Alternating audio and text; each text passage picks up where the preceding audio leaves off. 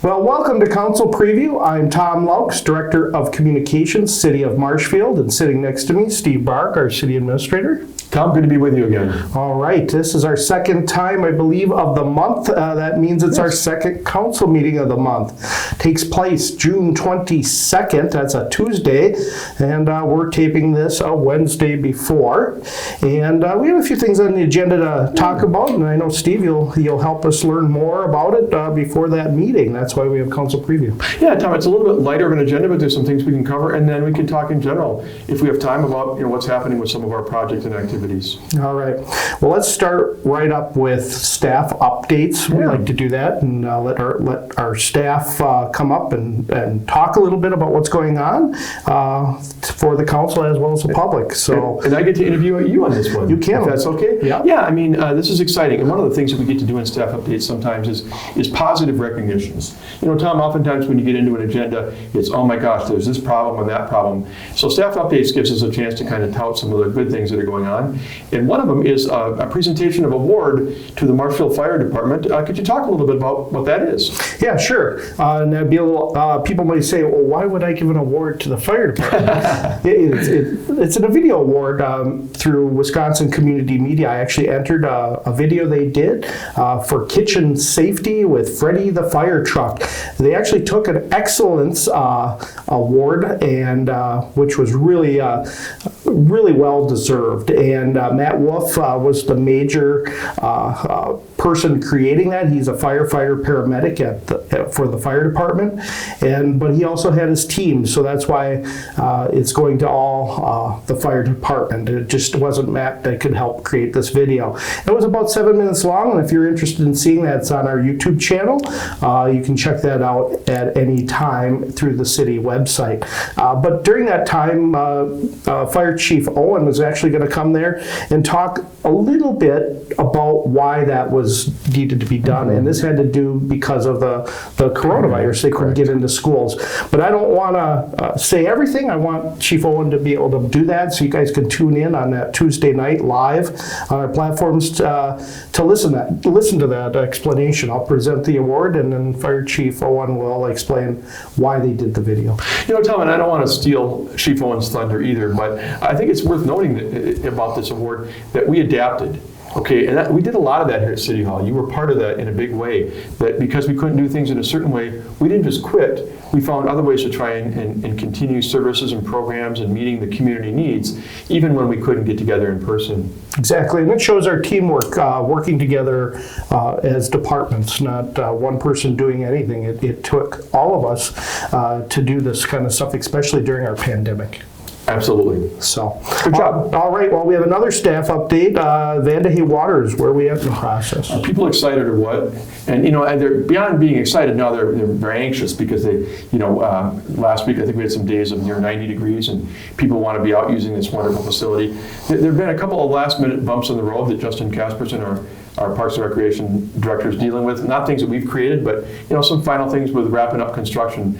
And so it looks like we won't be opening on July 1st as we'd hoped. It will be a little bit later. Not sure the exact date, but we're going to get that facility open as soon as possible. We'll be getting the word out. You'll be getting it out on our various platforms as soon as you hear something from Justin, so that for the second half of the summer, people can just enjoy the amenity. I talked to Justin the other day about how far into August we'll be open, and he said, especially given the fact that we couldn't open earlier, they're going to try and stay open as long in the latter part of August as they can to allow people to just enjoy the value of this beautiful new amenity that we've constructed. Yeah, and I know, a lot of municipal pools would actually stay open quite a bit later, but the problem is lifeguards, they go back to school. So I know he's still looking for lifeguards. We'll just shout out if you know anyone that wants to be a lifeguard, please contact the Parks and Recreation Director or the office over there, and they'll get you set up. I would think they might need more than they used to have. I don't know, because the pool is different than it was at HEFCO. There's a lot of amenities there. So, but Steve, are you going to be the first one to go down the slide? I don't think I've even been asked yet. We'll see, but I do look forward to the grand opening. I cannot imagine a more exciting thing for this community in recent years than seeing Vandehey Vandehey, I'm sorry, water is open for business. Yeah, it's fun to drive by and look at it every time. And again, you can watch the updates. They're on our website, and it's provided by the construction company. It shows it somewhat in real time, and you get to kind of see where they're at. So check it out if you'd like to see where they're at. Yeah, and if I could just throw one more shout out to everybody who contributed in any way. I mean, sometimes you hear stories about, these people contributed tens of thousands of dollars, and you think, well, gosh, I only gave $500, or I only gave what I could. Anybody watching me right now, watching us, who contributed either by financial gift or by being part of the process in some way to make this come to fruition, thank you, thank you, thank you. Yeah, without you guys out there donating, we wouldn't be talking about it. That's correct. The city only did part of it. Yeah, the city put up $3 million, but the project was more than double that. And it's the private donations and the generosity of this community, Tom, that really made it happen. Exactly.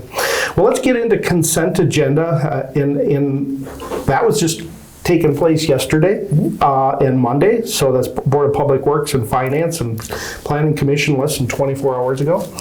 So we're turning this around to find out what's on there. You have a few things that you had talked about. You want to talk about that resolution with wastewater? Yeah, it's going to sound kind of, not all that exciting maybe to some people, but going back to what we said in staff updates, Tom, how important it is for us to recognize the good work that the city's doing. You talk about that a lot. The only way people know is if we put it out there. And Sam Warp, the wastewater superintendent, his assistant Mark Kibble, all the folks who work there, first-rate people, do an amazing job. We've been recognized, I think I've said this before in previous council previews, we've been recognized across the state with awards. Sam Warp recently wrote an article in the League of Wisconsin Municipalities. He was solicited for that because of the great success that we've had in terms of the operational and financial part of what we do. In this case, picture your son or daughter coming home last month with a report card.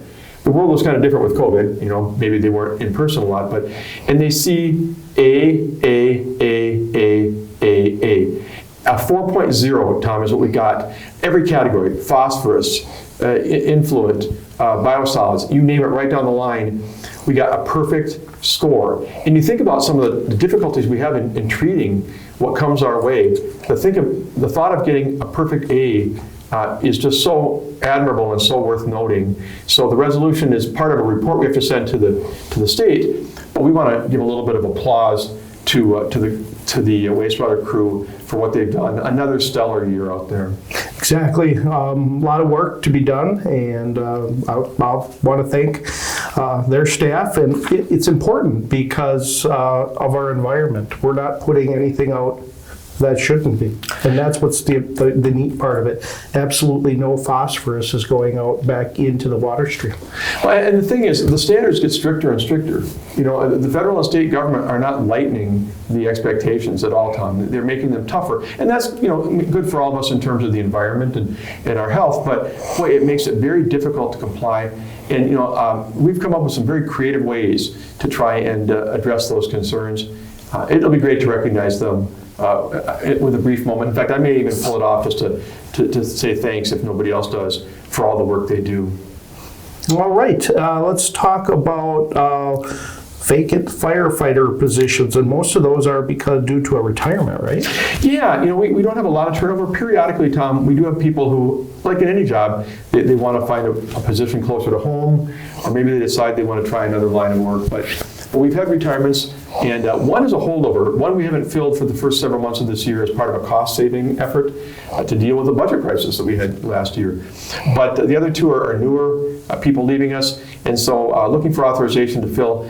And they're firefighter paramedic positions. In other words, if you don't know this, if you're tuning in for the first time, it's a dual role. They're involved in certainly fighting fires, but they're also on the ambulance crew, providing basic medical services to our community. And the PFC, Police and Fire Commission, and the Finance, Budget, and Personnel Committee gave it the thumbs up. We'll see if council has any concerns on Tuesday night.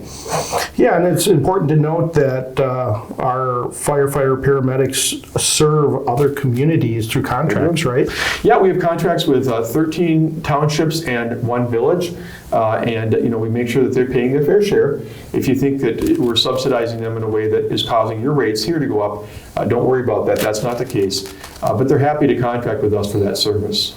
Yeah, exactly. It'd be hard for some smaller towns, townships, we say here, to do that. So Yeah, there's ambulance outfits that do provide service to various municipalities, but I'll tell you what, I'm going to sound like I'm tooting our horn again, if that's okay. We have an outstanding fire and EMS department, and I think those entities are very satisfied working with us. well, when you need it, you need it. Yeah, well said. Well said. So that's where it works. So let's talk about, you wrote in here just before our meeting, EDB fund to the general fund. EDB, what is that anyway? People don't know. You know, and just interestingly enough, we're still in consent agenda, but this was probably the most talked about item on the Finance, Budget, and Personnel Committee meeting the other night. And even though they didn't make a formal motion, that's why it doesn't show in here, but I wouldn't doubt that somebody looking at the minutes might raise this. What happened is, Tom, last year when we were dealing with some, structural budget issues, they're not gone, and we've got some budget challenges going ahead for 2022 and beyond. But it was raised by Mayor McManus at the time. Should we look at the Economic Development Fund that has upwards of $1 million, give or take, at any given time, that we use for projects, commercial, industrial, residential development.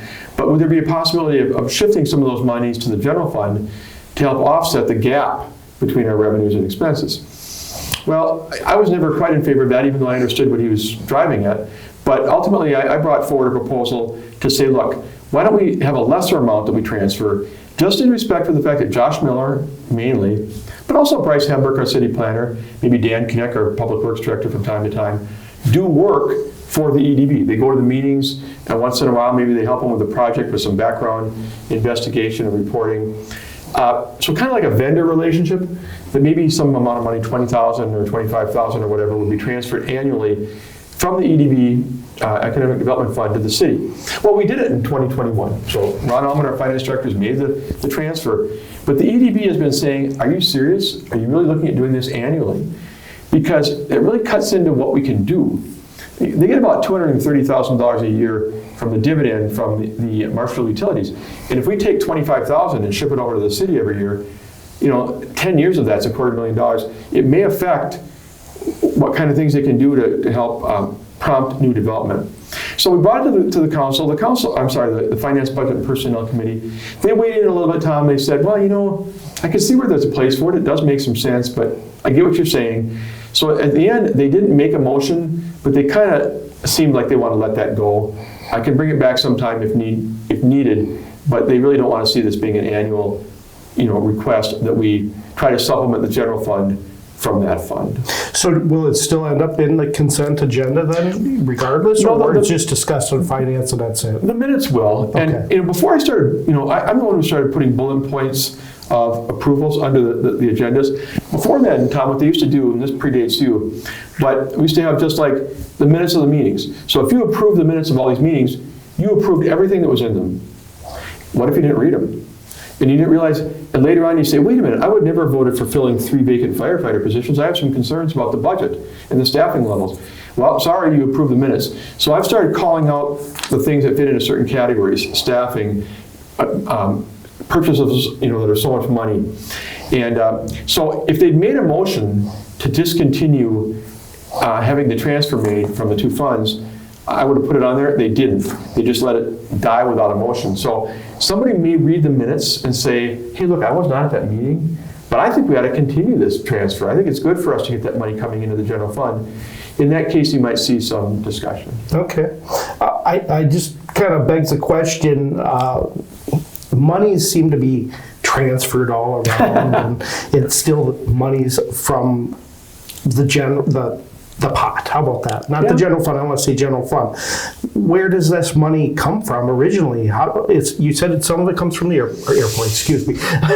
Utilities. Utility. Right. But where's the rest of it come from? Well, it all started, and I don't know if we've ever done this before. A little fact finding. Once upon a time, the city ran its own fund for businesses, its own revolving loan fund. So if you owned a business in town and you said, hey, City of Marshfield, I'd like to expand it. I need $50,000. Could you give me $20,000? And I'll get the other $30,000 from a bank loan. We might give you $20,000 and then you pay us back with interest. And the payments and the interest that come back in, we can reuse. The money came initially to us from a state grant. So as we're able to recycle it, eventually all that money was ours to use. So when we finally closed it out, we closed it out because there's a regional fund called CWED that provides lower interest than we were. So now I might say, hey, Tom, go to Wausau, and they can help you get an even better deal on the money you need to expand. So when we closed our fund, all those monies, they were ours, but they had to be spent on economic development. So we just created our own fund and used it as our starting point to do economic development like commercial, industrial, and residential projects. So every year money goes out, money comes in, but that $230,000 roughly comes from utilities. Give or take, it goes up and down a little bit. That's the main annual money that's used to fund projects. So that balance of $1 million, one year might go down to $800,000, the next year might go up to $1.1 million. You know it's going to go down this year because we're using a lot of that money for the city subdivision. So, but that was where the money started, from the old revolving loan fund for business. Because if you do take a large amount, someday you're just not going to get recoupment. Well, right, and that's why the EDB, even with the city subdivision, wants it known that they want payback over time. Okay. As lots are built upon, they want to see some of the funds coming back their way to replenish what they spent, rather than all go into the general coffers. And that makes sense because they're really trying to jumpstart development. Yep. And these are all funds, I'm sure. They're not making a boatload of interest, but some, right? Well, interest a few years ago kind of started dwindling. I remember the day not too long ago, although it's longer than I realize if I think back, when interest rates were, think about your checking and savings accounts. And you really don't see that anymore. So we do make interest on these funds, but not a lot. Yeah, nowadays, but back in the days, we'd be paying 15 to 20% interest. Yeah. Right. But I'm talking 80s, not now. So. Yep. Well, that is our consent agenda that you pulled out. Let's move right on down to TIFF District number 13. That's going to be presented by Josh Miller. Yeah, we kind of laughed a little bit, some of us at staff level. Do we want to create one and call it 13? One of our department heads said in a meeting that, he'd been recently to a hotel and, they didn't have a 13th floor, or the old unlucky 13, but I think we're just going to charge ahead and assume that this is going to be lucky for the city of Marshfield, and we're going to stay in order. The idea here, Tom, is to create what's called a mixed-use TIF district, and you say, well, what's that? Normally, TIF districts cannot be used for residential purposes.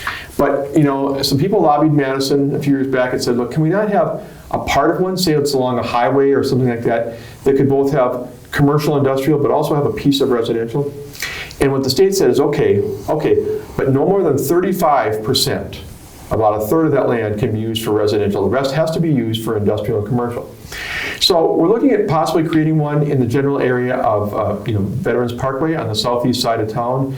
It would be part on the east side, part on the west side.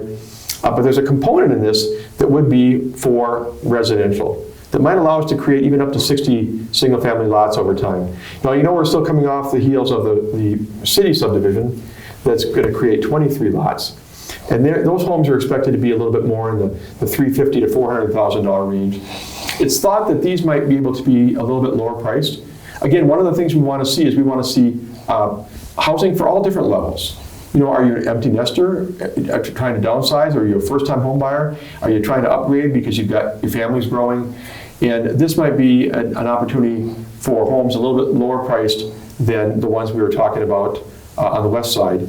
And there's a lot to happen, but right now all this is trying to see if they want to accept a proposal from a firm called Ellers that we've used before to help us try and create the district.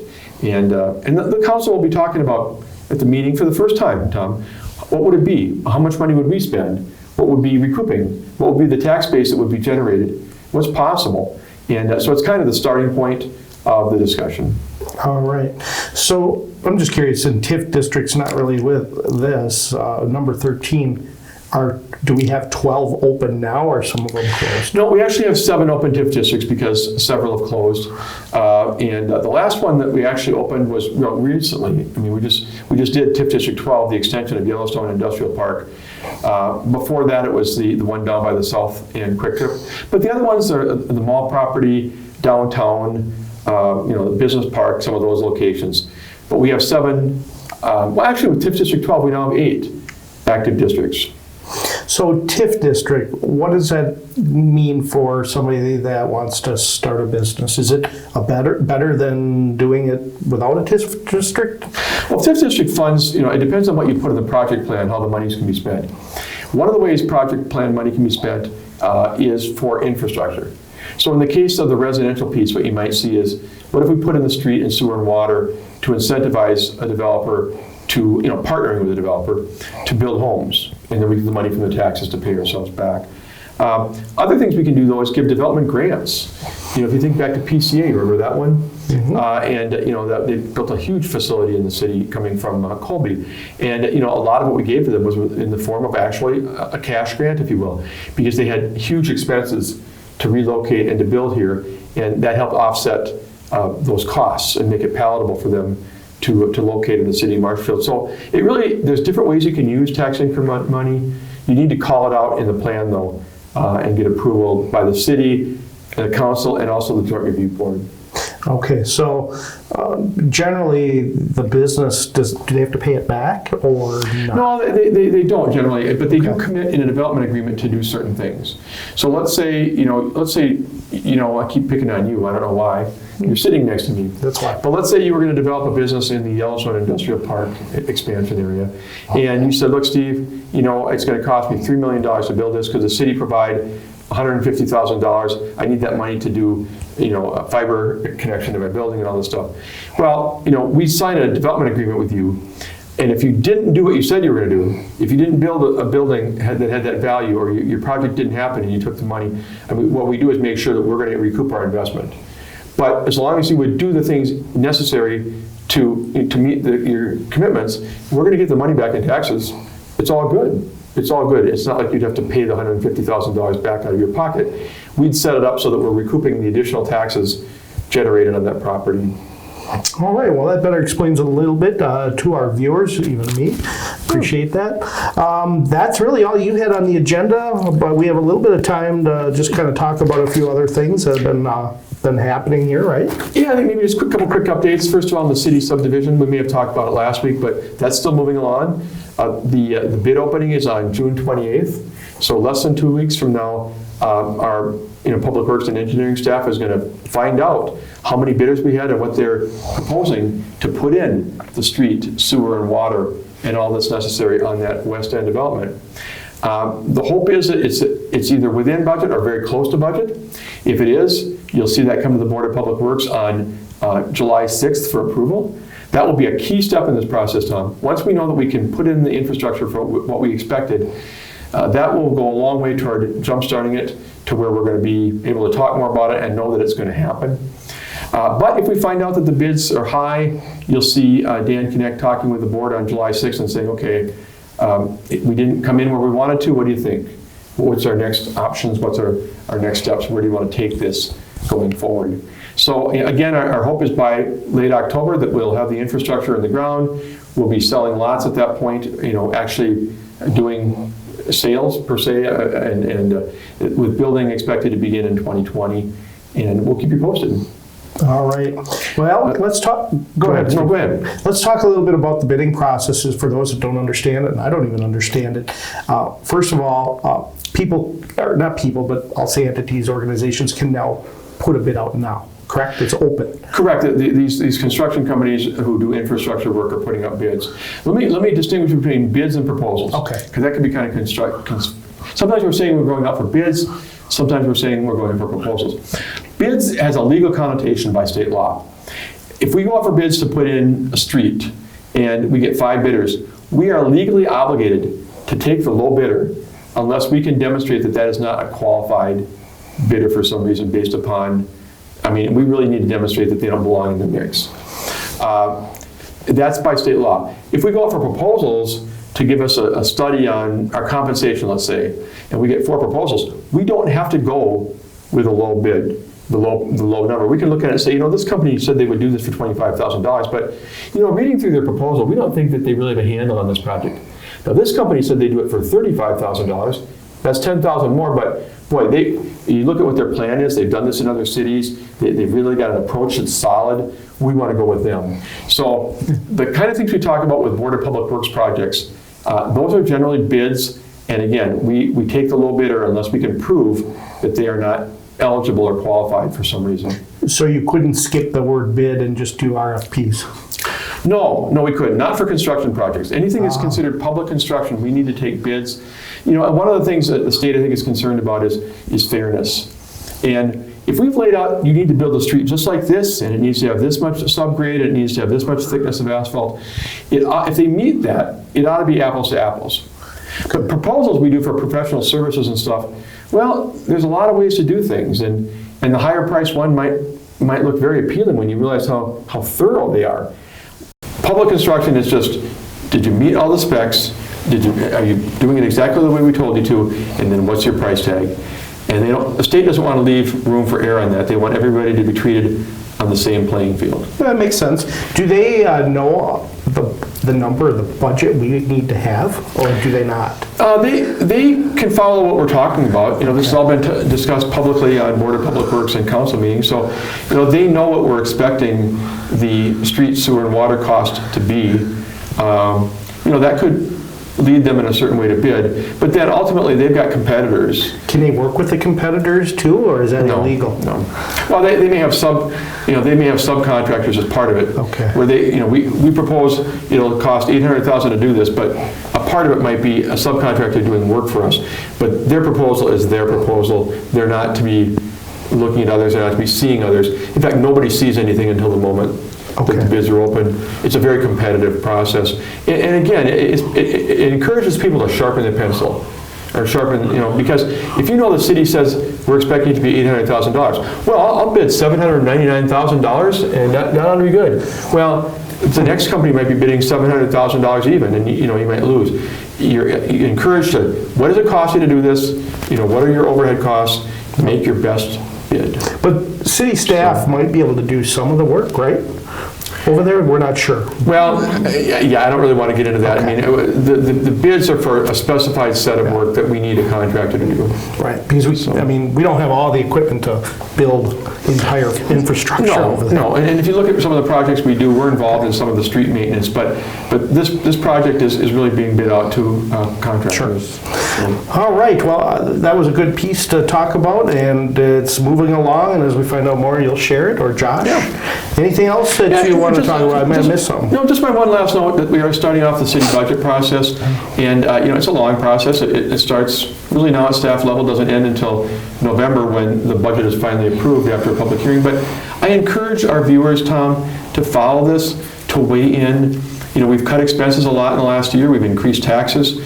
All that's been part of trying to address a structural budget issue we've had for the past couple of years. But boy, you might be sitting at home saying, I don't want to see you trim anymore. I want to see you improve the park equipment across from my house and in one of our city parks. I want to see you keep doing street work. Or you might say, look, you've increased taxes the last couple of years. I'm struggling. I need some relief here. Whatever your ideas are on any side of the spectrum, follow it, send emails, make phone calls, talk to us, talk to me anytime with your concerns. But don't let the process go by without weighing in, because you wake up and you get a tax bill in December and you say, oh my gosh, I want to know what happened here, and then it's too late. So give us your ideas. Yeah, that sounds good. That's that's most important. Be engaged. A lot of it's your money, and we need to be accountable for that. We do. It's all too easy to sit at home in your easy chair and be unhappy, but it's a much better thing to weigh in and say, look, here are the thoughts I have on how we tax and spend, and I'd like them considered by our council. All right. Well, we'll make it easy for you. You can sit in your easy chair and watch this first. True. And then get a hold of your alderman, council president. To put a shout out for him.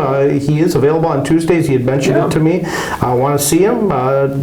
Call. And he has hours between 10 and 1, as he told me to tell the public, and that's what he's here for. He's trying something new. Yeah, he's definitely making himself available, not just to staff, but to the citizens.